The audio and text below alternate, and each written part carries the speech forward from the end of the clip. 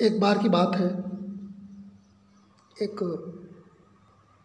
मूर्तिकार जो बहुत अच्छी मूर्तियाँ बना लिया करता था गाँव में, पत्थर को तराश के, पत्थर कटा था वो, तो उसने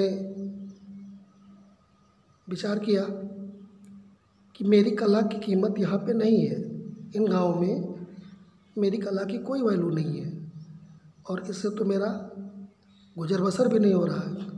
क्यों ना मैं परदेश चल के 4 पैसे कमाता हूँ और अपने परिवार को उन्नति के रास्ते पे आगे ले जाता हूँ। तो ये सोच करके वो वहाँ से, घर से अपने परदेश कमाने के लिए निकल पड़ता है। तो उसने अपने सारे यंत्र, छेनी, हथौड़ी, जो भी पत्थर काटने में काम आते हैं, उन सभी को लिया और वो चल दिया। तो गर्मियों के दिन थे, दोपहर का समय था।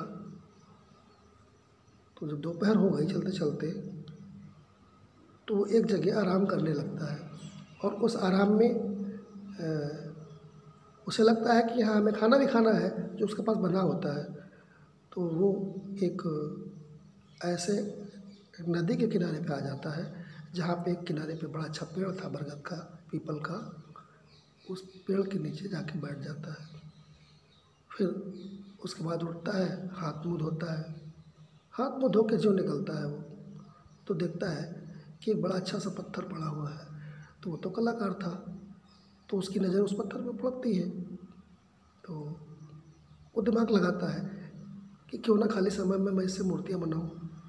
ठीक उस समय तो वो विचार छोड़ देता है, आता है, खाना खाता है, खाना खा के फिर लेटता है। और जब लेटता है तो फिर मन में उसके वही विचार आता है कि वो वाला पत्थर तो बहुत अच्छा है, अभी दोपहर भर हमें कहीं जाना भी नहीं क्योंकि धूप बहुत ज़्यादा हो रही है, दोपहर में आराम करनी है, यहीं रहना है। तो क्यों ना उसमें खाली समय पास करने के लिए मैं एक मूर्ति बनाऊँ। तो उसे ले आता है और बड़ी अच्छी मूर्ति को बना के तैयार कर देता है। 1-2 घंटे वहाँ रुकता है, बड़ी अच्छी मूर्ति वहाँ बन के तैयार हो जाती है। उसके बाद वो कलाकार था तो वो तो उसके हाँ बाएं हाथ का काम था कि मूर्तियों को बनाना, तो मूर्तियाँ बना ही लेता था। तो इसलिए उसको लिए मूर्ति की कोई वैल्यू भी नहीं थी, उस स्टैचू का कोई उसके लिए कीमत भी नहीं था। तो उसने वही छोड़ दिया उसको और वो अपने गंतव्य पे चला जाता है।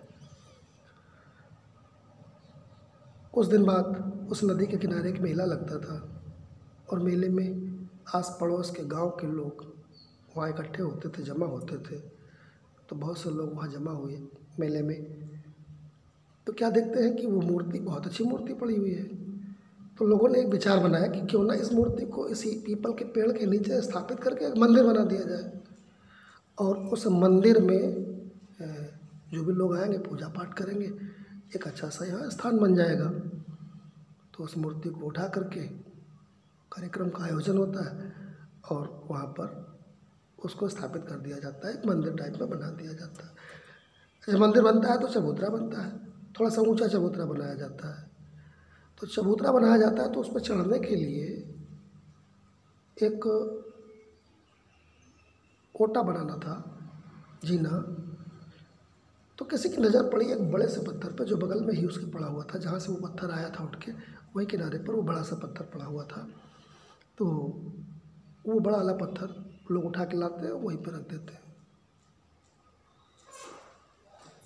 और उस पत्थर पर लोग पैर रख के चबूतरे पर चढ़ते हैं और उस वाले पत्थर पर जिस पर मूर्ति बनी थी उस पर लोग पूजा करते हैं, मत्था टेकते हैं। तो कहने का मतलब हमारे ये है, ये कहानी से हमें ये ज्ञान मिलता है कि एक ही जगह के 2 पत्थर एक ही नदी के किनारे पड़े हुए थे, एक की पूजा हो रही है और दूसरे क्या हो रहा, लोग वहाँ जूते उतार रहे हैं, लोग उसके ऊपर पैर रख रहे हैं। एक ही जगह से निकले हुए 2 पत्थर, एक ही स्थान से उठे हुए 2 पत्थर, यानी कि वो भाई भाई हुए, एक ही कोख से जन्मे थे वो, और एक के ऊपर जूता रखा जा रहा और एक की पूजा हो रही है। तो ये क्या है? अब आप कहोगे भाग्य है, भाग्य भी हो सकता है, लेकिन भाग्य नहीं है। ये उसकी कठोरता है, क्योंकि पहले तो वही पत्थर वो लेकर के आया था, लेकिन उस पत्थर में छेनी मारता था तो उसकी छेनी की धार जो है पलट जाती थी। वो इतना कठोर था। और जो दूसरा पत्थर लेकर के आया था वो बहुत ही नर्म और मुलायम था। वो एक ही छेनी के वार से पटाख से कट रहा था, जहाँ से काटना चाहता था वहाँ से कट रहा था वो। तो इसलिए उससे मूर्ति बनाना आसान था। तो कठोर पत्थर जब कठोर था तो उसने उसको वही फेंक दिया था, और जो अच्छा सा पत्थर था उससे उसने मूर्ति बना दी। तो इसलिए उसकी पूजा हो रही है। तो कहने वाला हमारा ये है कि जीवन में कठोर मत बनिए, नर्म बनिए, मुलायम बनिए और लोगों का भला सोचिए। आप दूसरे का भला सोचोगे तो तुम्हारा भी भला होगा। कहानी देखने के लिए बहुत बहुत धन्यवाद।